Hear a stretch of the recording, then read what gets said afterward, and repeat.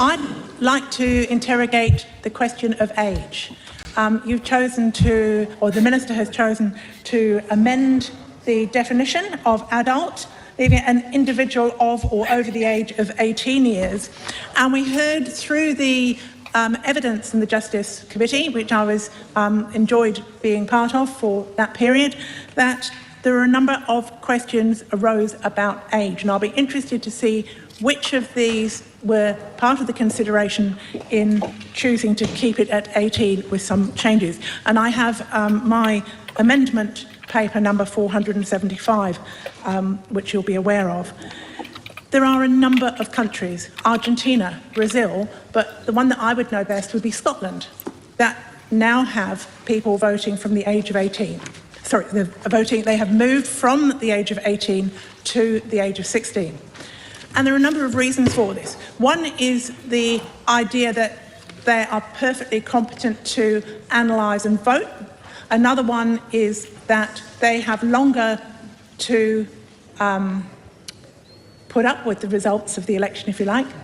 But the one that really resonated with me in the evidence we had from the Independent Electoral Review of the 2023 elections was from Scotland, where they found that when people voted at 16 or 17, they were more likely to keep voting. That consistency, that commitment to democracy was better exercised by that cohort of younger people. It's an interesting question as to what defines an adult, and I'd be interested in the Minister's reflections on this. Is it when you can get married? Is it when you take a full-time job and you're allowed to leave school at 16?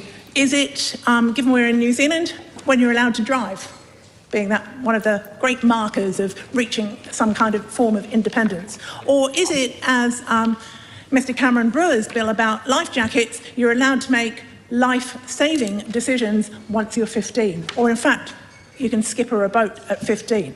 So he's left the age at 18, despite this. I think it was a few years ago now that the Supreme Court ruled that actually saying you could only vote from 18 or over and enrol a little bit earlier so that you'll be ready, as I think the Minister wants us all to be ready to vote and therefore to enrol early.